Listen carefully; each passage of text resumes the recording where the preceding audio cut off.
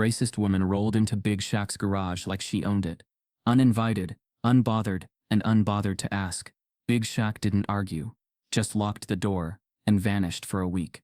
While the SUV sat trapped, the neighborhood watched a silent line get drawn between audacity and accountability. This wasn't revenge. This was a masterclass in calm power, and by the time the garage opened again, everything had changed. Let me know if you want a variant with a more suspenseful or dramatic tone. Before we deep dive into this interesting story, subscribe to our channel and tell us where are you watching from. Share in the comments below. Shaq froze when he saw the unfamiliar white SUV parked in his garage, blocking the Bentley, and a note under the wiper reading, "Thanks, neighbor." For a moment he just stood there, keys dangling from his massive fingers, gym bag sliding off his shoulder, eyes narrowing at the unexpected sight. His garage, a place of quiet routine and familiar comfort, had been breached. It was a sunny Florida afternoon, the kind Shaq usually spent bouncing a ball in the driveway with the neighbor kids or grilling out back, smiling easily at passers-by. But now, his mind raced with questions, none of them fitting the easy rhythm of his usual day. Whose SUV was this? Why was it here? And who leaves a note like that, stuffed under the windshield wiper like a mocking thank you card? He stepped closer, scanning the white Range Rover with an athlete's precision. Florida plates, spotless paint job, a faint floral air freshener drifting through the cracked window. Nothing about it felt accidental. Shaq exhaled, trying to let it slide off his back. Maybe one of the neighbors mixed up their driveways. He could shrug this off. He wanted to shrug this off. After all, he wasn't just Shaquille O'Neal, the NBA giant. He was Shaq the neighbor, the local guy everyone waved to, the guy who bought lemonade from kid stands and helped carry groceries for old folks. But then he saw the cameras. Walking back through his house, Shaq tapped the security app on his phone. The footage loaded, and his heart sank. There she was, mid-40s, blonde bob, designer sunglasses, crisp white blazer over jeans, pulling into his garage like she owned the place. No hesitation, no sign of confusion. In fact, the smirk on her face as she tucked the SUV into the wide garage bay and slipped the note under the wiper sent a slow burn crawling up Shaq's neck. He leaned back against the kitchen counter, watching the footage twice, then a third time. This wasn't a neighborly mistake. This was something else, and the something else tasted bitter in his mouth. The neighborhood was quiet as he stepped back outside, sunlight flickering through the tall palms. A jogger passed, waving casually. Two kids zipped by on bikes. Everything looked normal, but that SUV sat like a crack in the perfect suburban glass. Shaq walked around the side yard, peeking toward the Holloway house 2 streets over. That name stirred a memory. Belinda Holloway, the new arrival, known for loud parties, complaints about property values, and thin-lipped smiles that never reached her eyes. Shaq hadn't officially met her yet, but now it seemed they'd skipped straight to the awkward stage. As the evening settled in, Shaq couldn't shake the nagging sensation crawling through his chest. Part of him, the old part, the one shaped by years of microaggressions and smiling through them, told him to let it go. Just call a tow truck, leave a polite note, laugh it off. But another part, the part formed by his mother Lucille's quiet strength and his own hard-earned dignity, whispered, "Why should you have to?" By nightfall, the mood in the house had shifted. Shawnee called from Vegas, checking in on the kids. Shaq kept his voice light, telling her everything was fine, but his eyes kept drifting back to the garage camera feed glowing on his phone. Every now and then, he'd glance through the window, the SUV's headlights glinting faintly in the dark. The next morning, Shaq took a slow lap around the block, greeting neighbors, playing it cool. No one mentioned the car, but when he passed Brenda's porch, the neighborhood matriarch, sharp as a whip at 76, she raised an eyebrow and gave a knowing nod. "They testing you, baby," she murmured under her breath as he passed. The words slid under Shaq's skin, lodging there like a splinter. Back home, Shaq weighed his options.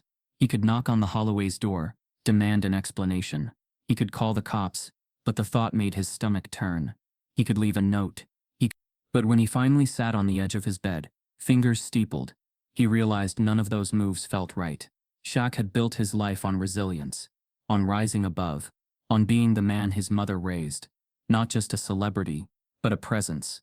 Someone who didn't need to flex muscle to make a point, and right now the point needed making. As dusk deepened into night, Shaq walked into the garage. He stood for a long minute, hands in pockets, gazing at the SUV, like it was a puzzle he couldn't solve. Then, with a quiet finality, he turned the key in the side door lock. The heavy metal bolt slid into place with a solid, echoing click. Shaq stepped back, a faint smile tugging at the corner of his mouth. No need for drama. No need for confrontation. He just waited. The next morning, sunlight spilled across the driveway, and Shaq sipped coffee on the front porch, watching the neighborhood wake up. Children raced past on scooters. Brenda waved from across the street. A delivery truck rumbled by. The white SUV stayed locked in the garage, quiet, waiting. Shaq stretched his long legs and leaned back in the chair, feeling a surprising calm settle over him. By afternoon, the neighborhood hum had turned into a buzz. Small clusters of neighbors paused on their walks, glancing toward Shaq's house, whispering behind sunglasses. Shaq caught snippets as they drifted by. Did you see? Can you believe it? Well, good for him. The tension thickened, but so did the intrigue.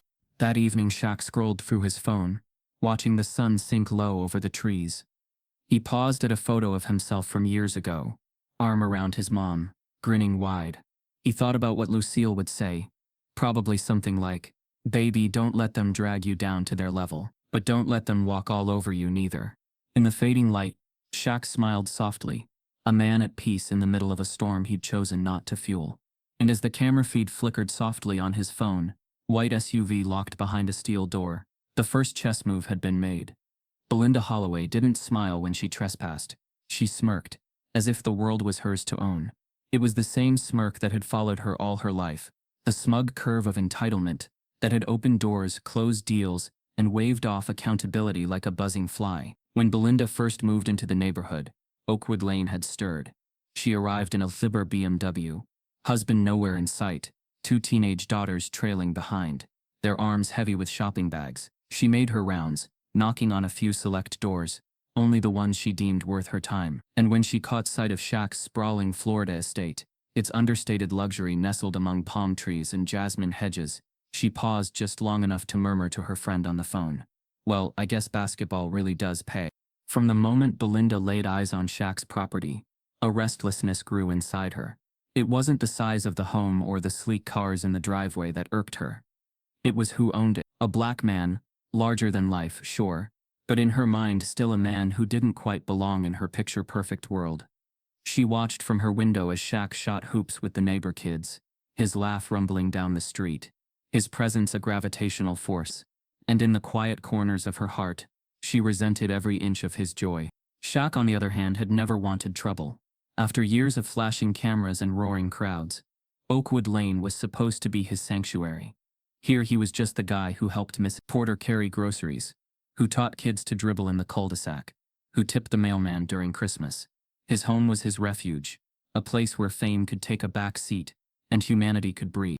But when he tried to reach out to Belinda, to gently address the matter of her SUV parked in his garage, he found himself met with the icy steel of indifference. The first call went to voicemail.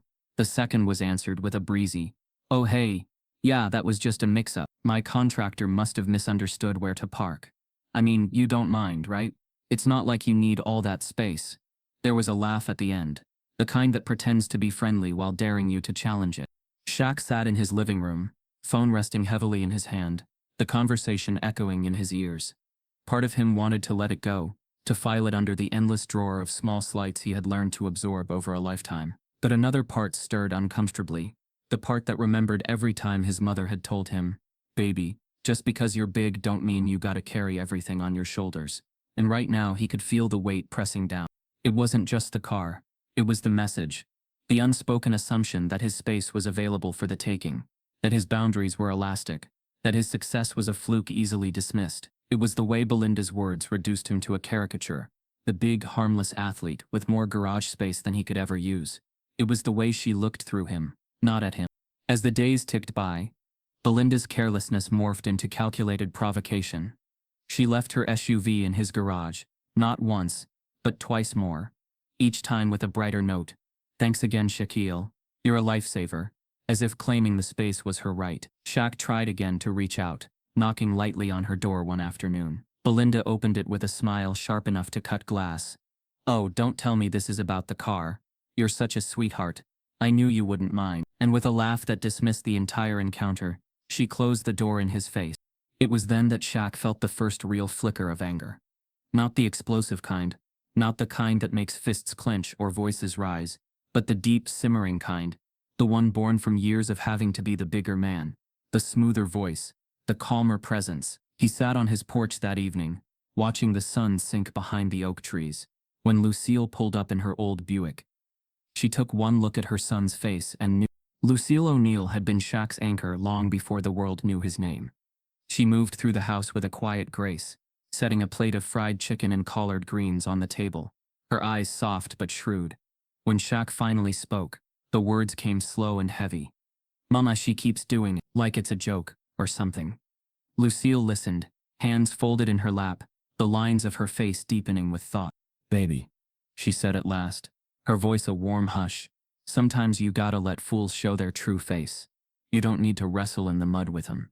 Just stand where you are, tall and still, and let the light do its work." Shaq leaned back, her words sinking in, threading through the tight knots in his chest. It wasn't about the car, it was about control. About reminding people like Belinda that he didn't owe them space in his home, or in his life. About showing his children, his neighbors, his community that standing your ground didn't have to mean throwing a punch. By the following morning, the neighborhood was humming with tension. Belinda, breezing down the street with her designer tote and oversized sunglasses, gave Shaq a cheerful wave, as if nothing had happened. Behind her, the SUV still sat in his garage, its polished surface gleaming in the sun. Brenda, the elderly neighbor across the way, watched from her rocking chair, her sharp eyes missing nothing. As Shaq pulled out his trash bins, Brenda gave him a subtle nod, the kind that said, "I see you, and I know."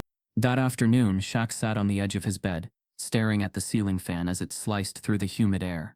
His phone buzzed, messages from friends, neighbors, even reporters sniffing around for gossip. He ignored them all, his mind turning over Lucille's words like a smooth stone in his palm. When the time came to act, he would know, and when it did, it wouldn't be with raised voices or slammed doors.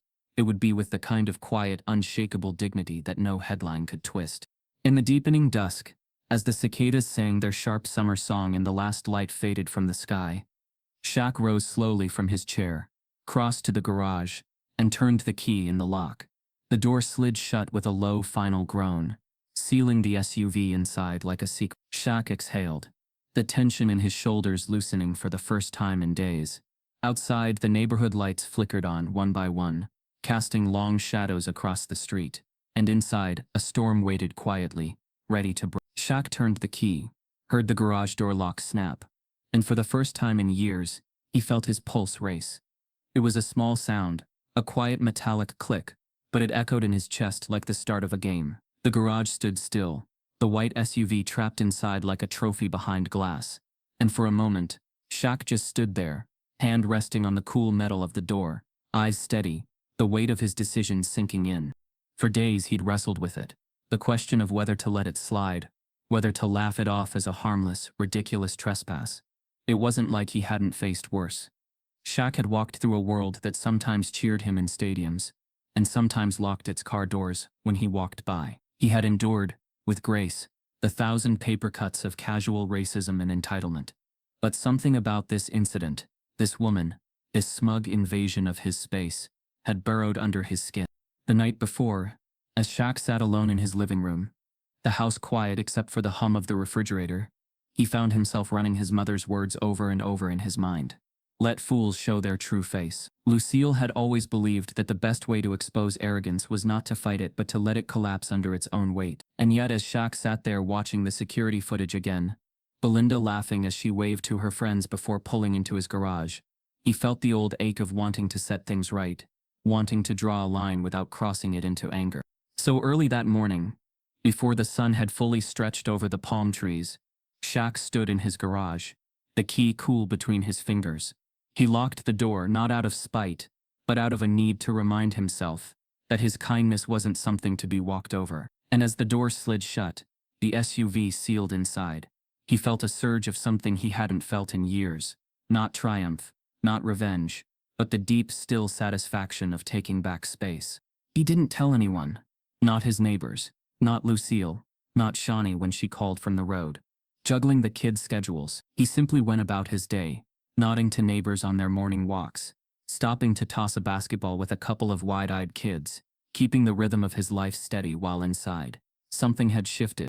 By afternoon, though, the neighborhood buzzed with whispers. Kids rode their bikes past his driveway, peeking toward the closed garage door and giggling among themselves. Mrs. Porter from next door paused as she watered her roses, glancing over with a raised eyebrow but saying nothing. The adults kept their distance, their smiles tight, the air between them sharp with curiosity. Shaq could feel the tension humming like a live wire under the surface of Oakwood Lane. The neighborhood had always watched Shaq with a mixture of affection and fascination. He was the star in their midst, the friendly giant who turned up at block parties, who remembered everyone's name, who had a laugh so big it seemed to roll down the street. But now they watched him with something else in their eyes, the unsettling realization that even the sunniest man had limits. Belinda, for her part, was nowhere to be found. Her house sat quiet, the curtains drawn, the mailbox empty. Word trickled through the grapevine that she had gone off to a luxury spa retreat up the coast, a week-long escape of massages, facials and Instagram posts, captioned with things like self-care queen. She hadn't even checked her messages. The SUV was just another thing she assumed would be waiting for her when she returned, like her dry cleaning or her Amazon packages. Shaq shook his head as he scrolled past one of her posts, a sleek photo of her lounging by a pool, with a glass of champagne, captioned, "Finally, some peace." By midweek, the tension had become neighborhood sport. Connor, the teenage son of the mayor, zipped by on his skateboard, pretending not to glance at the garage while his friend filmed a TikTok. Brenda watched from her porch, her sharp eyes twinkling with amusement, as she rocked gently in her chair. Even the mailman paused a little longer, at Shaq's driveway, his brow lifting just slightly, as he dropped the letters into the box. Shaq met each glance with the same calm, unbothered smile, never breaking stride, never offering an explanation. But inside, the questions pressed harder.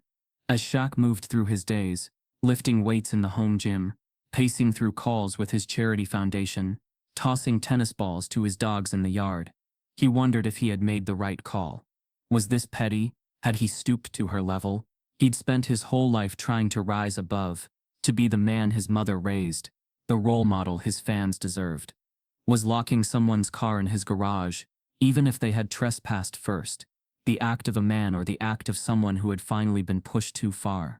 Lucille stopped by one evening, her arms full of groceries, her eyes taking in the scene with a single sweeping glance. She didn't comment on the locked garage. She didn't have to. She made him a plate of food, sat with him on the porch, and as they watched the sun slip below the trees, she patted his knee and simply said, "You're doing just fine, baby." That night, Shaq packed his bag for a charity event upstate, a 3-day fundraiser for underserved youth, the kind of work that filled him up in ways the NBA never could. As he zipped his suitcase shut, the camera feed on his phone blinked quietly, the garage still locked, the SUV still waiting. Shaq took one last long look, then tucked the phone into his pocket and let out a breath that felt like it had been sitting in his chest all week. He didn't tell anyone he was leaving. Not the neighbors, not the curious onlookers, not even Lucille. The next morning, before the neighborhood had fully stirred, Shaq slid behind the wheel of his truck, the engine rumbling softly, as he pulled out of the driveway. As he rolled past Brenda's porch, she gave him a slow, approving nod. As he reached the end of the street, Connor skated by, wide-eyed and whispering into his phone. And as he turned the corner, leaving Oakwood Lane behind, the weight in his chest finally lifted. For the first time in days, Shaq let himself smile, a quiet, private grin that crinkled the corners of his eyes. He didn't know what the neighborhood would look like when he got back. He didn't know how Belinda would react, or what the headlines might say if word leaked out. But he knew one thing for sure: some lines were worth drawing, and sometimes the loudest statement was made in silence. As the highway stretched out before him, and the sun rose higher, Shaq settled into his seat, the tension unwinding from his shoulders. He had made his choice, drawn his boundary, and now he was driving towards something that mattered. Behind him, the neighborhood stirred to life. The garage stood still, and the storm waited just a little longer to break. By day 3, the whispers on Oakwood Lane turned into sharp stares and quiet judgments. What had started as harmless curiosity, a few amused glances, raised brows and murmured speculation, had transformed into a simmering divide, splitting the neighborhood down invisible lines. Shaq felt it every time he stepped outside. He felt it in the long pauses when conversations hushed as he passed. The tight smiles stretched too wide. The darting glances toward his locked garage, where Belinda's white SUV remained like an accusation parked in steel and glass. The kids were the first to pick a side. They zipped past his driveway on scooters and bikes, peeking into the garage windows, daring each other to get close. Shaq heard their snickers float across the street. "Man, Shaq's a legend," one of the boys crowed. "Bet she'll never park there again." The older kids, though, were more cautious, pulling out their phones, filming quick videos for Snapchat, whispering behind their hands. It was a neighborhood drama unfolding in real time, and the adults were just as hooked. Shaq watched from his porch as neighbors gathered in small knots on the sidewalk. Mrs. Porter, always ready with a kind word, offered a cheerful wave but didn't linger. The Thompsons, 3 doors down, crossed to the opposite side of the street when they saw him coming. And Tom and Janice Miller, whose teenage daughter worked part-time at Shaq's foundation, muttered low as they passed, just loud enough for Shaq to catch a clip so unnecessary, and why make it worse? Shaq felt the sting, a familiar one, like an old scar getting pressed. Not everyone was quick to judge. A few neighbors, like Calvin, the retired firefighter, clapped him on the shoulder at the mailbox. About time someone stood up to her. He grinned. She's been riding roughshod over this street since she moved in. But the voices that lingered in Shaq's head were the quieter, meaner ones. Typical, he overheard at the coffee shop down the block. Could have just let it go. I make it into a thing. The coded words hung in the air, twisting into something heavier. Shaq had played on the world's biggest stages, broken records, earned applause from millions, but none of that seemed to matter here, where one white SUV and one black man had turned into a litmus test for the entire street. Brenda saw it before anyone else did. She sat on her front porch every afternoon, a soft breeze tugging at the brim of her straw hat, knitting needles clicking steady in her lap. Brenda had lived on Oakwood Lane longer than anyone, and at 76 she missed nothing. When Shaq crossed the street one evening to help her carry in a heavy bag of soil, she waved him onto the porch, motioning to the empty chair beside her. "Baby, come sit a spell," Brenda said, her voice a mix of warmth and steel. Shaq settled into the creaking rocker, the smell of fresh-cut grass heavy in the air, the late sun washing the street gold. Brenda glanced toward his house, then back at him, her eyes sharp and knowing. "This ain't just about a car," she said softly. "It's about what they think they can do to us." Shaq felt something in his chest tighten. He looked down at his hands, massive and strong. Hands that had lifted trophies and signed autographs, shaken presidents' hands and cradled his children's heads. And still, here he was, being measured, weighed, and judged, not for who he was but for the line he had dared to draw. "I thought maybe if I just let it pass," Shaq murmured, "it wouldn't turn into all this." Brenda gave a quiet laugh, low and rough, a sound like dry leaves brushing across pavement. "Ooh, honey, it was always gonna turn into all this. You could have served her tea and scones, and it still would have ended with her saying you were the problem." Shaq's gaze drifted back across the street, to the garage, to the house behind it, to the life he'd built brick by brick.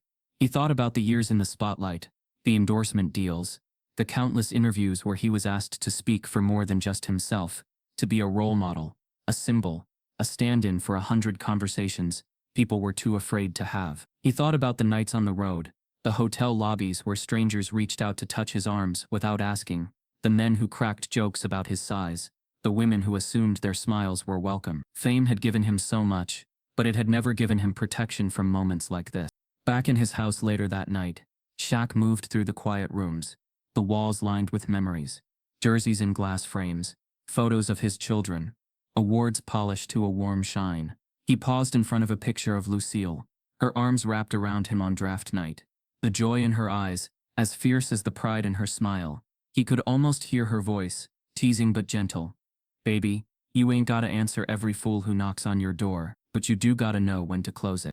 Outside, the neighborhood murmured on, the lines sharpening by the hour. There were those who saw a harmless prank turned into a spectacle, and those who saw a man standing firm in the face of quiet theft. Shaq felt the weight of both as he lay in bed that night, the moonlight sliding across the floor, his mind tracing and retracing the steps that had led them all here. The garage door stayed locked, the SUV stayed parked, and Oakwood Lane, once a place of easy smiles and lazy summer days, crackled now with tension just beneath the surface. Shaq knew it wouldn't stay contained for long. Something was coming. A shift. A storm. A reckoning. And when it arrived, he would be ready. Not as a celebrity. Not as an athlete. But as a man who understood that sometimes the smallest boundary can carry the heaviest weight. When Belinda saw the locked garage, she didn't panic. She called the police. The moment her Range Rover didn't budge from Shaq's garage, her perfectly manicured fingers jabbed at her phone screen, the practiced shrillness slipping into her voice as she spat out words like aggressive, threatening, and hostage situation. To Belinda Holloway, this wasn't trespassing gone wrong. This was an affront to her status, an insult to the world she was used to bending with a pout or a pointed finger. Shaq was in his kitchen when the police cruisers pulled up, the sound of tires crunching on gravel, cutting through the soft jazz humming from his speakers. He moved with deliberate calm, setting his coffee mug down, glancing out the window, watching the blue and red lights flash against the hedges. His phone vibrated with texts, neighbors already buzzing. He let it ring out. As he stepped onto the porch, he caught a glimpse of Belinda pacing in her driveway, cell phone pressed to her ear, mouth tight with fury. Her daughters hovered behind her, half curious, half embarrassed, casting uneasy glances toward Shaq's house. The officers approached, but it wasn't the kind of approach that comes with barking orders or hands on weapons. They knew Shaq. They'd seen him at charity events, at the 4th of July block party, at the local youth center where he coached kids on Saturdays. Still, procedure was procedure, and they wore their professionalism like armor. "Mr. O'Neal," the lead officer greeted, his voice level. "We had a call about a vehicle issue." Shaq nodded, slow and measured. "Yes, sir. My garage. My property. You're welcome to take a look." Without a trace of agitation, without raising his voice, Shaq gestured toward the locked garage, the Range Rover visible through the small window. The officer followed, clipboard in hand, Belinda's voice sharp in the background as she rattled off accusations about intimidation, about feeling unsafe, about being bullied by a celebrity. Shaq handed over the documents. Property deed, security footage, even the series of texts and voicemails where he'd asked Belinda to move her car. His calm was unshakable, his tone even, his shoulders relaxed, and it was this, more than anything, that began to peel back the layers of the moment. Because across the street, the neighbors had gathered, pretending to water their lawns or walk their dogs, their eyes fixed on the unfolding scene. Brenda watched from her porch, knitting needles paused mid-stitch, her sharp gaze flicking between the officers and Belinda's flailing performance. The officers reviewed the footage on Shaq's phone, Belinda smirking as she pulled into his garage, the tossed-off notes, the laughter. One officer sighed quietly, eyes flicking toward his partner. The second officer walked back to Belinda, speaking in low tones, and that's when the mask slipped. Her face twisted, her voice cracked. She waved her arms, her words tumbling out faster, sharper, tinged with panic, not from danger but from the realization that her usual script wasn't working. Shaq watched from his porch, arms crossed loosely over his chest, saying nothing. He didn't need to. Every second Belinda sputtered. The story she'd tried to spin began to unravel. "This is unacceptable," Belinda shouted, voice trembling as the officer kept his expression neutral. "Do you know who I am? Do you know who he is?" She spat the last word like an accusation, like it was supposed to flip the scales. But it didn't. The neighbors saw, the daughters saw, the officers saw. Shaq didn't gloat, didn't smirk, didn't so much as raise an eyebrow. He stayed rooted, grounded in his own stillness, the embodiment of a man who had nothing to prove. And that, more than anything, chipped at Belinda's composure. Because when the world is used to you flaring up in defense, to you pushing back, to you cracking under the weight of injustice, the most disarming response is quiet, unshaken dignity. The officers took their notes, thanked Shaq for his cooperation, and left Belinda to her fuming. No arrests, no escalation, no dramatic showdown, just a woman standing alone in her driveway, the neighbor's eyes on her, the narrative slipping out of her carefully manicured hand. Back inside, Shaq leaned against the kitchen counter, letting out a long breath he hadn't realized he was holding. His phone buzzed with messages of support, a few texts from neighbors who hadn't known what to say before, now reaching out with cautious thumbs. "Hey man, you handled that well. We're behind you. Sorry you had to deal with that crap." And one from Lucille, short and sweet. "Proud of you, baby." Outside, the neighborhood settled into a tense, watchful quiet. The divisions were sharper now, the lines more defined. Some neighbors closed their blinds, pretending none of it touched them. Others nodded at Shaq when they passed, a silent acknowledgement of the storm he'd weathered. Brenda sent over a peach cobbler, left on his porch with a note in looping script. Grace under pressure, always the right move. Shaq sat on the back porch as the sun dipped low, his dog sprawled at his feet, the hum of cicadas rising in the still evening air. He thought about all the moments in his life when he'd been asked to be more than a man, to be a symbol, a lesson, a punching bag for other people's expectations. And here in this quiet suburban street, the same patterns had played out in miniature. But tonight, he had met them on his terms. As the sky deepened into night, and the last of the neighbors drifted inside, Shaq felt the stillness settle around him like a shield. No fists raised, no voices raised. Just a locked garage, a rattled woman, and a man who had chosen to stand where he was, steady as a mountain. And somewhere he knew, the real storm was just beginning. By sunset, the headlines didn't say neighborly dispute. They said NBA star traps woman's car in garage. The news trucks rolled in before the crickets even began their nightly song. Reporters in crisp suits and tight smiles lined the street, their voices rising and falling in rehearsed urgency as cameras captured Shaq's house from every angle. Drones buzzed overhead, the hum of their wings sharp against the twilight. Shaq watched it all unfold from the upstairs window, his broad shoulders backlit in the fading gold light, the weight of his silence pressing heavy across his chest. What had begun as a neighborhood confrontation had ballooned into a national spectacle.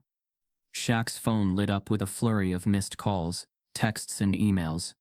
His team, usually a calm, efficient machine handling endorsements, appearances, and public image, was now in a full-blown frenzy. "Shaq, we need a statement. Something light, something funny. We can spin this," one advisor urged over the phone. "If we get ahead of it now, we can drown out the negative press." But Shaq, his hand resting quietly on the edge of the window frame, shook his head even though no one was there to see it. He had learned long ago that truth couldn't be massaged into a soundbite. The truth was in the quiet, in the long arc of action, in the stillness that outlasted noise. Shaq turned off his phone, setting it face down on the dresser, the small act feeling like a rebellion against the circus below. Downstairs, Lucille paced the kitchen, worry etched deep into the lines of her face.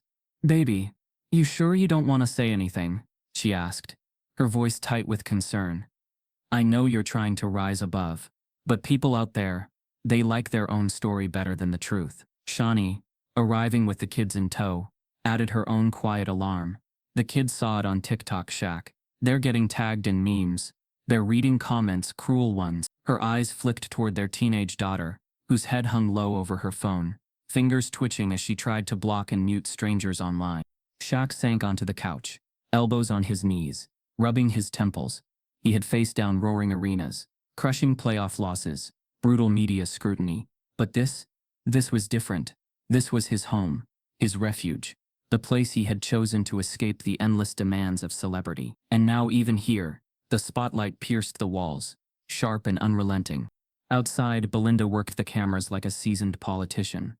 Draped in a soft pastel blouse, her hair perfectly waved, she stood on her driveway, voice trembling just enough to draw sympathy as she clutched her daughters close. "We just never expected this kind of aggression in our community," she told a reporter, her eyes glistening for effect.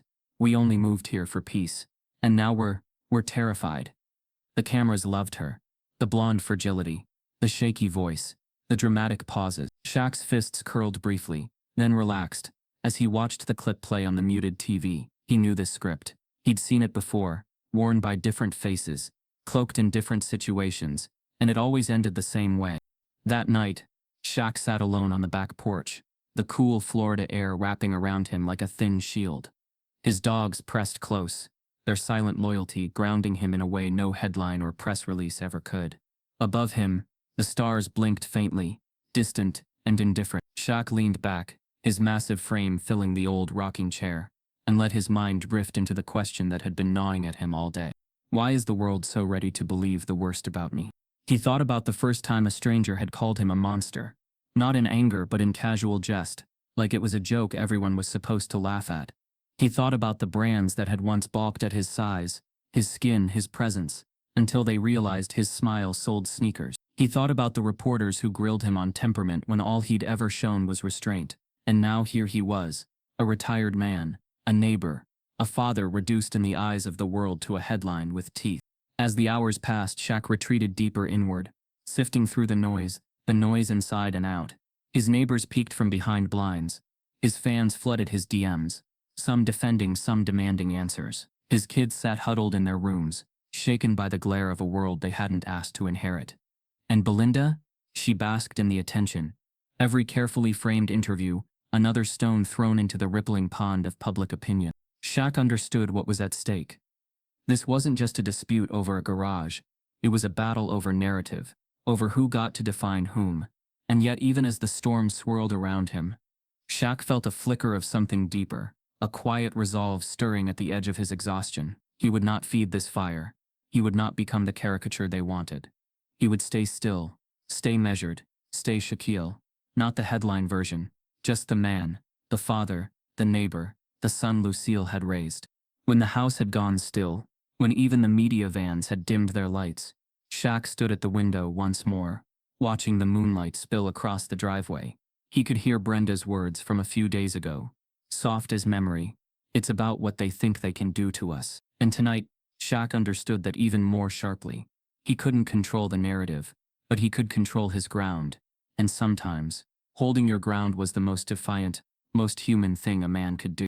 In the quiet of that long night, Shaq felt the pull of the world outside, but he stayed inside his skin, inside his home, inside the hard-earned peace he refused to surrender. And as the stars wheeled overhead, the media storm raged on without him, roaring and hungry, searching for a crack that would never come. It was Connor, the teenage son of the mayor, who slid the video onto Shaq's porch at midnight. Shaq was sitting alone in the dim glow of the living room. The house finally quiet, the media vans gone for the night, the air heavy with the scent of jasmine in a Florida breeze that did little to cool his mind. When the knock came, it was soft, almost hesitant, followed by the rustle of sneakers darting off the porch. Shaq opened the door to find a USB drive tucked in an envelope, a handwritten note in blocky teenage scrawl. "I thought you should have this." Inside, Shaq popped the drive into his laptop.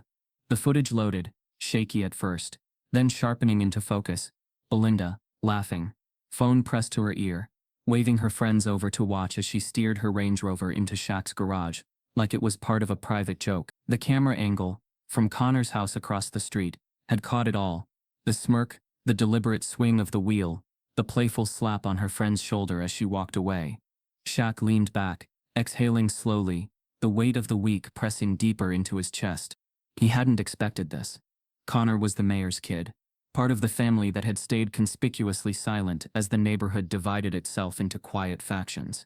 Mayor Paul Danner was a polished man, all handshakes and photo ops, the type who knew how to smile without picking sides. And now, here was his son, sliding a quiet rebellion onto Shaq's porch under cover of darkness. The next morning, as the neighborhood stirred to life, Shaq spotted Connor mowing the front lawn, earbuds in, eyes down, pretending not to notice when Shaq raised a grateful hand from across the street. No words were exchanged, but the message was clear. Connor had seen the truth, and no matter what pressures swirled behind his father's doors, the boy had chosen his own path. Later that afternoon, Shaq's phone buzzed with a message from Mayor Danner himself. "Mind if I stop by?"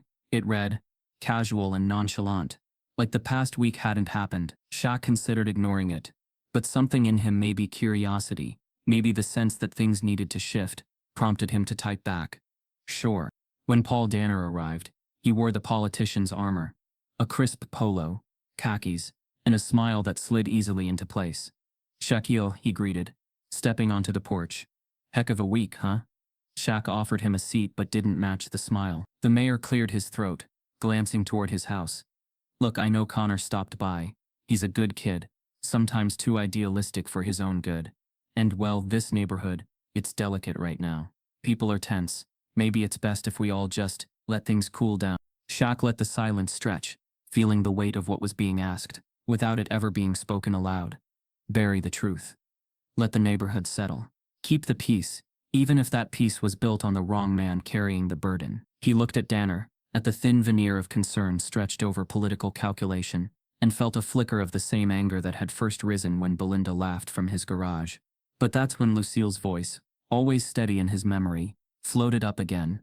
You don't need to crush them, baby. Just let the truth walk out the front door. He could see her in his mind, the way she folded towels, the calm she wrapped around storms. Shaq had always been a force on the court, but off it, he had learned that sometimes the real power was knowing when not to slam down the dunk. That night, Shaq sat with the video again, watching Belinda's smirk freeze on the screen. He weighed his options carefully. Expose it all to the media. Hold a press conference. Feed the same machine that had twisted the narrative against him in the first place. Or was there another way, a quieter, sharper strike that would cut through the noise without lowering him into the mud? He found clarity in the simplest place. His kids, sitting around the dinner table, their heads bent over homework, their voices drifting through the kitchen. They looked up at him with a kind of quiet trust that pulled him out of his own swirling doubts. This wasn't just about a car, or even his reputation. It was about the kind of man they saw when they looked at him. The next morning, Shaq called his team, not to draft a statement, but to prepare a gathering, a community event, free for the neighborhood, food trucks lining the street, music, a local youth fundraiser, and yes, a large screen where at some point, the truth would simply quietly play. No press release, no dramatic unveiling, just the footage rolling in the background, letting the neighborhood see, with their own eyes, the story that had been twisted into something it was never meant to be. As the plans came together, Shaq felt something loosen inside his chest. Not the giddy rush of revenge, but the deep, steady relief of reclaiming his own story. Across the street, Connor watched the setup from his window, and Shaq caught his eye, tipping his chin in a silent thank you. The boy smiled, lifting a hand in a brief wave before disappearing inside. The storm hadn't fully passed. Shaq knew that.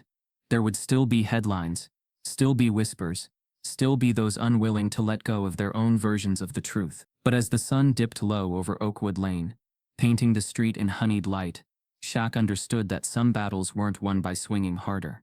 Sometimes they were won by standing taller, by outlasting the noise, by letting the truth step into the light all on its own.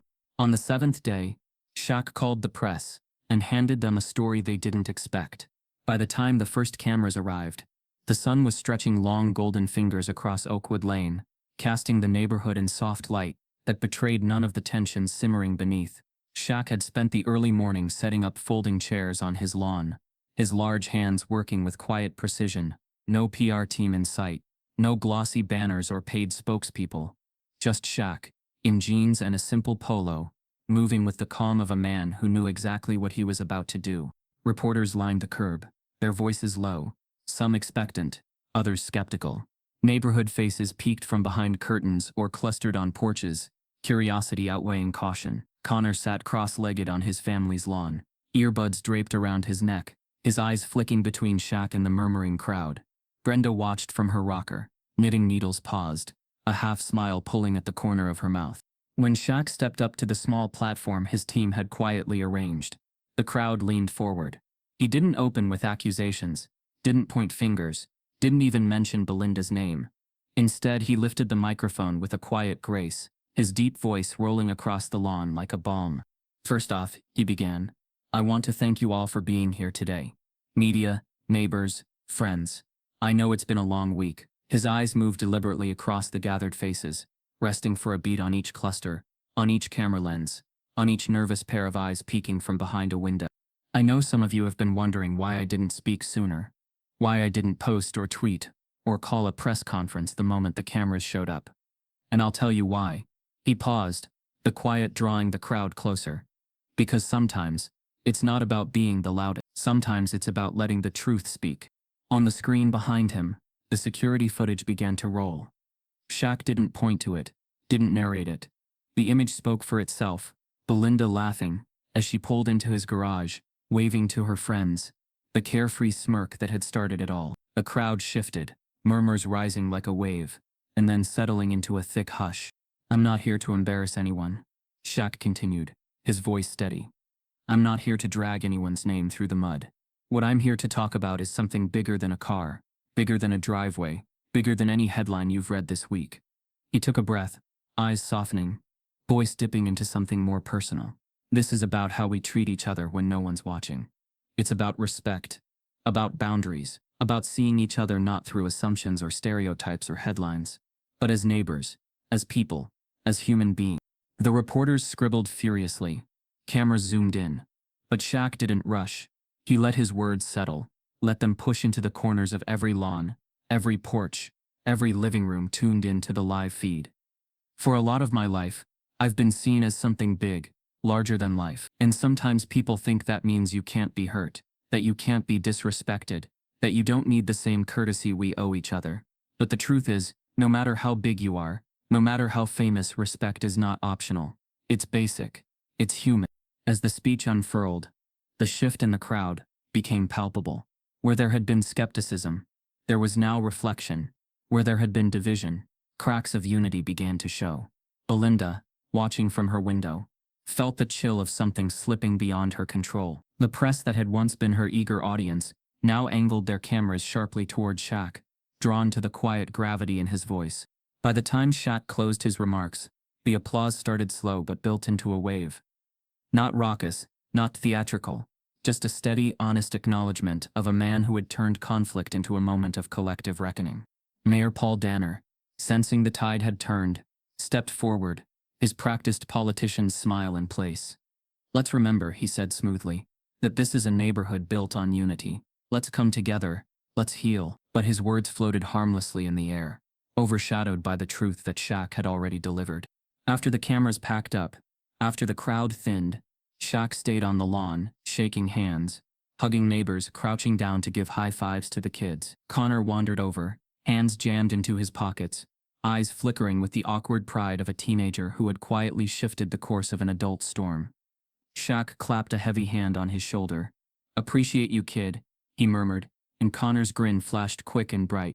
Back in his home that night, Shaq sat at the kitchen table, Lucille's hand resting over his, the familiar comfort of family anchoring him in the afterglow of the day. "You handled that just right, baby," Lucille whispered. "You let the truth walk out the door." And as Shaq gazed out the window, the moon casting a soft light over the now quiet street, he felt something rare and hard-won slip through his chest. Not triumph, not revenge, but peace. A peace earned not by crushing his opponent, but by rising above, by transforming conflict into clarity, by reminding his neighbors, and maybe even himself, of the dignity in standing tall without having to strike. As Belinda packed her bags, the garage door stood open, wide as forgiveness, heavy as truth. The white Range Rover glinted under the Florida sun, the polished metal now stripped of its smug power, sitting quietly in the place where the storm had first cracked open. Belinda moved in brisk, clipped motions, her phone tucked between shoulder and ear, as she hissed instructions to someone on the other end. A realtor, a lawyer, a sister. Her voice taut, words sharp. From the windows, neighbors watched, some with folded arms, others with uneasy glances, the collective weight of the past week settling over the cul-de-sac like thick humidity. Shaq stood by his porch, arms crossed loosely over his chest, a quiet observer as the fallout unfolded. He hadn't expected it to turn this way, not entirely. Sure, the video had done its work, and the press had pivoted from breathless outrage to eager redemption, but the deeper shift was on the faces of the people who now crossed the street to meet his gaze. It started small, Mrs. Porter, carrying over a basket of lemon muffins with a hesitant apology tucked between the folds of a napkin. Then came Calvin, the retired firefighter, who clapped Shaq on the back with a quiet, "Didn't know you had that kind of patience in you, big man." And then others, the Thompsons, the Millers, no grand speeches, just simple nods, small gestures of reconciliation, the neighborhood knitting itself cautiously back together. But not everyone came. Some blinds stayed shut, some doors never opened. Shaq understood. Forgiveness was a door people had to walk through on their own. Inside the house, Lucille sat at the kitchen table, sipping sweet tea, her fingers laced together, watching her son with a mother's knowing eyes. Shawnee bustled around the living room, helping the kids gather their school things, her movements quick but her glances lingering on Shaq, checking for the signs she knew so well, the tight jaw, the heavy shoulders, the exhaustion that fame never taught him how to shake. But Shaq was still, not a stillness born of defeat, but the quiet aftermath of a storm weathered on his own terms. As the afternoon wore on, Shaq made his way to the garage. The heavy door creaked open, sunlight flooding the space where Belinda's car had sat for days. It was an intentional act, the kind of symbolic gesture Lucille would have called bigger than words. He left it wide, The cool air sliding over the smooth floor, the open space a kind of balm. No locks, no more barricades, just a silent declaration. This chapter was closed. Later, Connor appeared at the edge of the driveway, hands jammed into his hoodie pockets, sneakers scuffing the pavement. His usual teenage awkwardness softened into something more earnest. As he approached, voice low. "Thanks, Mr. O'Neal," he mumbled, eyes flicking upward. "For you know, showing us how to be better." Shaq's grin was slow but warm, the kind of smile that crinkled his eyes, the kind of smile that said, "I see you, kid." He clapped a hand on Connor's shoulder, the quiet weight of the gesture landing stronger than any word. As evening settled over Oakwood Lane, Shaq found himself back on the porch. Lucille in her rocker, Shawnee leaning against the railing, the kids chasing each other through the yard. The air was thick with cicadas, the golden sky streaked with the last blush of daylight. Shaq let his head fall back, eyes half closed, the tension in his chest finally loosening. He thought about the week, the hurt, the anger, the unfairness, but also the moments of clarity, the unexpected allies, the resilience he hadn't known was still waiting inside him. And when the time came, when the last box was loaded into the moving truck, and Belinda's SUV sat alone in the driveway, Shaq moved without fanfare. He slipped a note under her windshield wiper, a simple, handwritten message in his broad, unmistakable scrawl. "Thanks for the lesson." No malice, no smugness, just the quiet punctuation on a story that had stretched beyond what anyone had imagined. As Belinda's car rolled down Oakwood Lane, past the porches and trimmed hedges, past the kids on their bikes, past Brenda in her rocker with a knowing glint in her eye, Shaq watched from his porch, the steady beat of his own heart a quiet reminder. Grace under fire wasn't weakness. It was strength, the kind that left a mark not with fists, but with the way you chose to stand, the way you chose to let go, the way you chose to open the door when the time was right. And as the stars pricked the night sky, and the house filled with the sounds of family, Shaq closed his eyes, let out a slow breath, and felt for the first time in days, the deep, unshakable peace of a man who knew exactly who he was, no matter what the world tried to make of him. If this story stirred something in you, keep walking with us into the heart of everyday battles that reveal who we really are. Come for the drama. Stay for the truths that hit deeper than headlines. We're just getting started because the stories that matter most are the ones we live beside, not just watch unfold. Stay tuned, stay curious, and keep challenging the lines between silence and strength.